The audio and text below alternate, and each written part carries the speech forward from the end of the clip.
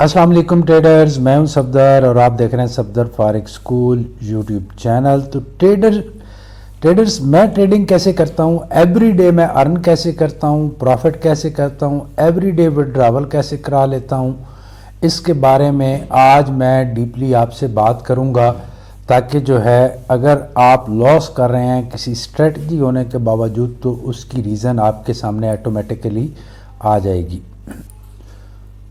Traders, morning में जब मैं सुबह उठता हूं तो मेरा एक टारगेट होता है कि सुबह मैंने किस तरीके से ट्रेडिंग करनी है, वो तरीक़ाकार मैं आपको बताता हूं। मेरा टारगेट क्या होता है कि मैंने दिन में आज कितने घंटे ट्रेडिंग को देने हैं। मैंने कभी भी ये माइंड में नहीं रखा कि कितना अर्न करना है। पहली बात तो ये है, इसका सबसे बड़ा फ़ायदा मुझे ये होता है कि मेरे इमोशन कंट्रोल में होते हैं।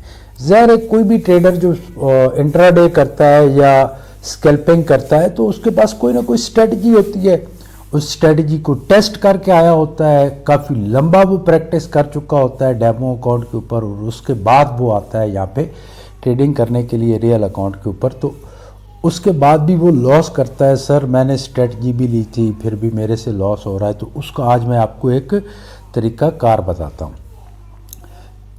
ये क्रैश 300 का चार्ट है, चार्ट को गौर से देखें। मैं खुद कैसे ट्रेडिंग करता हूं, मैं अगर एवरी डे विड्रॉवल करवाता हूं तो उसके पीछे लॉजिक क्या है, मैं कैसे कर लेता हूं। मैंने कभी सुबह मॉर्निंग के टाइम जब मैं बैठता हूं कोई टारगेट नहीं है, कोई टारगेट नहीं है मेरा, विदाउट टारगेट मैंने बैठना है। मैंने सिर्फ as a servant, as a chart का मुलाजिम मैं बैठा हूं जहां पे मैंने दो टाइम फ्रेम लगाए हुए हैं, क्रैश 300 और क्रैश 500। यहां पे अगर गोल्ड है तो गोल्ड का 1 मिनट का टाइम फ्रेम, 5 मिनट का, ये लगा के कंटिन्यू मैं बैठा रहता हूं। स्कैल्पिंग करनी है या इंट्राडे की ट्रेड लेनी है, पूरी वीडियोस को एंड तक देखेंगे तो आज अगर आपके पास कोई स्ट्रेटजी है तो आज के बाद आपके लॉसेस कम हो जाएंगे। टारगेट क्यों नहीं रखता मैं? टारगेट रखने से आपके इमोशन कंट्रोल में नहीं रहते। जब आप टारगेट के साथ बैठते हैं तो आपके देखो एवरी डे मार्केट आपके हक में नहीं होती कि आप मार्केट एवरी डे आपको रिस्पांस दे रही है, अच्छा रिस्पांस दे रही है। यस्टरडे आपके $160 बने थे 2000 के कैपिटल पे, और आज भी 160 या 200 बनने चाहिए, या कम से कम मैंने आज 100 बनाना चाहिए। नेवर, कभी भी इस तरह की सोच जो है वो आपकी नहीं होनी चाहिए। आपने सोचना है कि मेरा नाम अहमद है और अहमद जो है वो जस्ट स्क्रीन को टाइम देता है।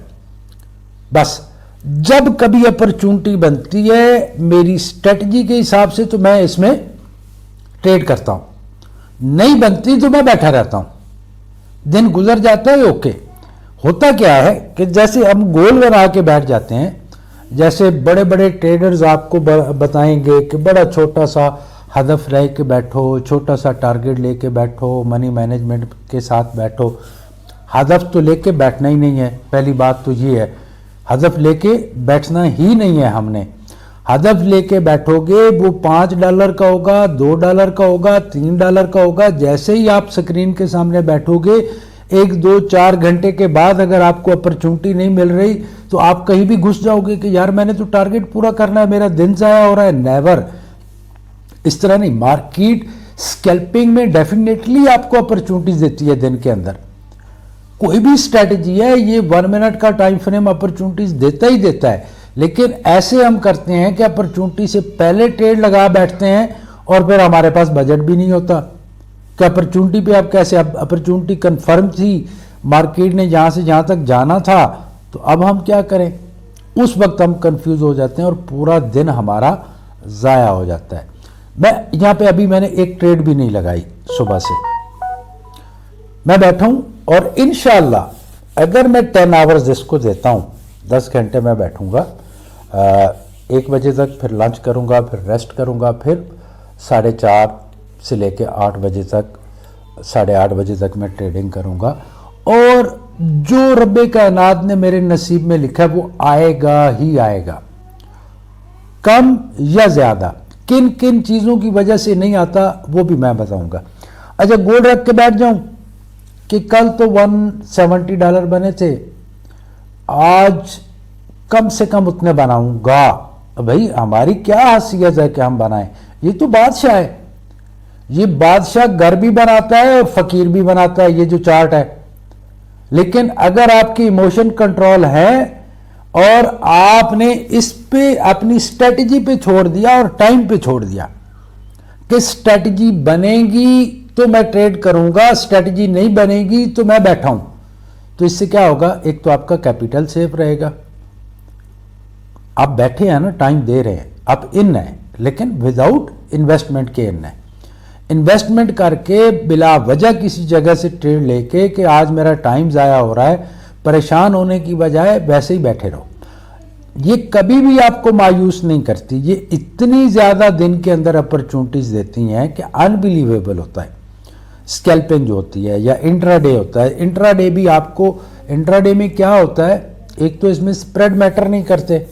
अगर आप 5 मिनट 15 मिनट्स के टाइम फ्रेम पे काम कर रहे हैं तो स्प्रेड मैटर नहीं करेंगे, जितने भी हैं चलते हैं। स्कैल्पिंग में स्प्रेड मैटर करते हैं कि आप कोई जैसे मेरे पास एक्सएम का जो अकाउंट है वो अल्ट्रा लो है, ठीक है। अल्ट्रा लो में ना तो कोई कमीशन होती है, ना उसके अंदर जो है स्प्रेड ज़्यादा होते हैं। यूरो पे 5-6 रहते हैं, गोल्ड पे 10, 8, 10, 12 रहते हैं, तो इस तरह के उसके स्प्रेड होते हैं, तो वो अच्छा है। अगर आप बोनस वाला अकाउंट ले रहे हैं तो आप इंट्राडे पे काम करते हैं तो बोनस वाला अकाउंट भी चलेगा, स्टैंडर्ड अकाउंट, उसमें बोनस भी मिल जाता है, आपका कैपिटल जो है वो 20% 50% एक्स्ट्रा हो जाता है। खैर, अच्छा, इनका क्या मकसद है? जो 2 चार्ट्स मैंने जो लगाए हुए हैं, इनका पर्पस क्या है? इनका पर्पस है, ये है 1 मिनट का टाइम फ्रेम, ये है 5 मिनट का। अब 5 मिनट पे मैं चेंज करता रहता हूँ, देखता रहता हूँ। एक ही स्टॉक है मेरे पास जिस पे मैं काम कर रहा होता हूँ। यहाँ पे क्या सिचुएशन बनी? यहाँ पे सेल का ट्रेंड बना, ठीक है। अब मार्केट ने नीचे जाना है तो मुझे वहाँ से कुछ अच्छी खबर नहीं आ रही थी, यहाँ पे काफ़ी लंबा आ चुका था नीचे, लेकिन 15 मिनट मैंने ओपन किया तो हमें पता चला अभी और नीचे इसने जाना है। जब कभी भी आप मेरी वीडियोस देखेंगे, आज की डेट 12 डेट है, 12 है, यहाँ पे 11 नज़र आ रही है लेकिन 12 है, ये PM नहीं है, 5 बज की कमर AM है, मॉर्निंग के, ये टाइम मेरा ठीक नहीं है। अच्छा, तो मुझे पता है कि इसने कहाँ तक जाना है। सपोज अब जब कभी भी इस डेट को देखोगे खोल के तो ये आपको पता चलेगा कि मार्केट जो है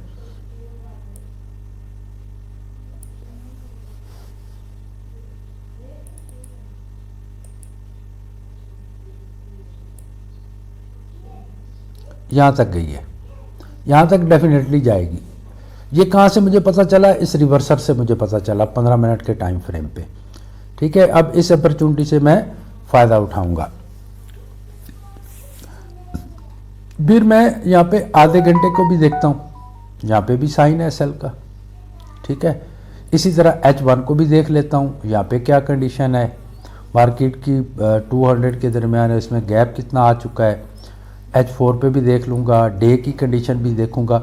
इसको मैं चेक करता रहता हूँ, सेकंड टाइम फ्रेम को, कभी 5 मिनट कभी 15 मिनट, और ये कंटिन्यू लगा रहता है। तो इससे मुझे सपोर्ट एंड रेजिस्टेंस का अच्छे तरीके से पता चल सकता है, और वहाँ पे मैं हॉरिजॉन्टल लाइन डिफरेंट कलर्स की लगा देता हूँ, ठीक है। उससे भी मुझे पता चलता है कि यहाँ से मार्केट रिजेक्ट हो सकती है। अच्छा, तो ये तरीका कार रहता है मेरा, और मैं कंटिन्यू बैठा रहता हूँ। मैं सेल में भी ले लेता हूँ ट्रेड, और बाय में भी मैं ट्रेड लेता रहता हूँ। स्पाइक के लिए भी मैं ट्रेड लेता हूँ, और साथ में बाय की ट्रेड भी 1 मिनट के हिसाब से मैं ले लेता हूँ। 1 मिनट का टाइम फ्रेम जो है, इसको मदर ऑफ ट्रेंड बोलते हैं, तो इससे मुझे पता चलता है कि आप मार्केट में बाय पे कितना जाना है। तो ये इसका तरीक़ेकार होता है। अब आगे इंट्राडे के पॉइंट्स मैं आपको बताता हूं कि किन किन चीज़ों का, अगर आप गोल्ड पे काम कर रहे हैं तो किन किन चीज़ों का आप ख्याल रखेंगे। पहले तो मार्केट की खबरों पे नज़र रखें, आज न्यूज़ कितने बजे आने वाली है। न्यूज़ फॉरेक्स के अंदर बड़ा इफेक्ट करती है, तो न्यूज़ का आपके नोटिस में होना चाहिए। नंबर 2, कभी भी टारगेट रख के इंट्राडे ट्रेडिंग नहीं करनी। उसके बाद नंबर 3, मॉर्निंग में जब बैठे तो पहले टेक्निकल एनालिसिस करें कि मार्केट की डायरेक्शन क्या है, मार्केट किस साइड पे जा सकती है। इसका आपको मुख्तलिफ टाइम फ्रेम के ऊपर आपको जाके पता चलेगा कि मार्केट की डायरेक्शन आज के दिन के लिए क्या हो सकती है। तो टेक्निकल एनालिसिस जो है वो इंतहाई ज़रूरी है। कहाँ पे रिवर्सल बना है, यहाँ पे आपको एक रिवर्सल नज़र आ रहा होगा, ये बना था, उसके बाद यहाँ पे कंफर्मेशन हुई और फिर मार्केट ऊपर की तरफ गई। तो आपके पास नॉलेज होना चाहिए, कम से कम hammer, shooting star, doji, tweezer top, tweezer bottom, bullish engulfing, bearish engulfing, कम से कम 30 कैंडल स्टिक पैटर्न का नॉलेज आपके पास कम से कम होना चाहिए अगर आप फॉरेक्स ट्रेडिंग के अंदर हैं। उसके बाद जो ट्रेड साइज होता है ना, देखो आप बैठे थे, कभी कभी मॉर्निंग में भी बहुत अच्छी अपॉर्चुनिटीज़ मिल जाती हैं और कभी कभी 5-5, 6-6 घंटे बैठना पड़ता है, कभी 2-2, 4-4 घंटे बैठना पड़ता है। तो उसका मतलब नहीं कि अपॉर्चुनिटी मिली और अकाउंट का हिसाब रखे बगैर, मनी मैनेजमेंट के बगैर, या आपने एक बड़ी ट्रेड लगाई कि अब मौका मिला है, अब इससे मैं फ़ायदा उठाता ही उठाता हूँ, अब तो मैंने इसी एक ट्रेड से सारा कुछ करना है, बड़ा वेट कराया है इसने, नेवर। बहुत अपॉर्चुनिटीज़ बनती हैं, जब अपॉर्चुनिटीज़ बनने लगती हैं तो बेहिसाब बनती जाती हैं। तो उसके लिए कम से कम 5-7 ट्रेड का बैलेंस आपके पास होना चाहिए कि एक ट्रेड चल रही है, कोई और अपॉर्चुनिटी मिलेगी तो दूसरी लगाऊंगा, फिर तीसरी लगाऊंगा, फिर फोर्थ लगाऊंगा। ये नहीं कि सब का सब एक पे ही लगा दो और मार्केट आपके अगेंस्ट चली जाए और आपका इतना बड़ा लॉस हो जाए कि अगले 10 दिन तक उसको रिकवर करते फिरे। इंट्राडे के अंदर ना नज़्म ज़ब्त का बड़ा ख्याल रखना पड़ता है। आप ने शॉर्ट टाइम में ट्रेड लेने होते हैं और सेम डे ही क्लोज करना होता है, तो इसके अंदर आपको अपने बजट का पता होना चाहिए कि आपका कैपिटल साइज़ कितना है, उस पर ट्रेड साइज़ कौन सी लग सकती है। अगर आप स्टॉप लॉस या नज़्म ज़ब्त का ख्याल नहीं रखेंगे तो मार्केट आपको चीट कर सकती है। जैसे सपोज मैं आपको एक एग्जांपल देता हूं कि यहाँ पे H1 के हिसाब से इसने एक सिनेरियो क्रिएट किया था कि मार्केट बाय पे जाएगी, ठीक है, और यहाँ पे आपने स्टॉप लॉस लगाया हुआ था। जितना ही कंफर्म सिग्नल हो आपने उसको लाइट नहीं लेना, यहाँ पे स्टॉप लॉस था। मार्केट अगर तो यहाँ पे आप निकल गए थे तो ओके, नहीं निकले थे तो मार्केट रिवर्स होती होती वापस इसका डबल नीचे चली गई। अगर यहाँ पे स्टॉप लॉस होता तो एक कैंडल आपकी बनती थी, ये एक कैंडल का स्टॉप लॉस था, कितना लॉस कर लेती। अब यहाँ पे देखो बहुत ज़्यादा नीचे तक, तो स्टॉप लॉस और ट्रेड साइज का इंट्राडे के अंदर बहुत बड़ा इंटरफेयर है। उसके बाद कोई भी स्ट्रेटजी आपके पास है तो यकीनन आपने उसको डेमो के ऊपर प्रैक्टिस किया होगा। तो डेमो पे प्रैक्टिस करने के बाद, असल में डेमो पे जो हम प्रैक्टिस करते हैं वो गलत प्रैक्टिस करते हैं। सपोज स्ट्रेटजी मिली, बहुत कीमती स्ट्रेटजी, पेड स्ट्रेटजी आपने ख़रीद ली और बाद में डेमो पे ऊपर आपने $3000 का अकाउंट लगाया और उसके ऊपर आपने स्टैंडर्ड की ट्रेड पे काम शुरू कर दिया, तो डेमो पे बहुत अच्छे रिजल्ट्स आए। और जब रियल अकाउंट लगाया तो आपने $100-200 का लगाया। पहली बात तो है $100-200 का अकाउंट होता ही नहीं है, ये जो ब्रोकर्स हैं ये आगे भेजते ही नहीं हैं।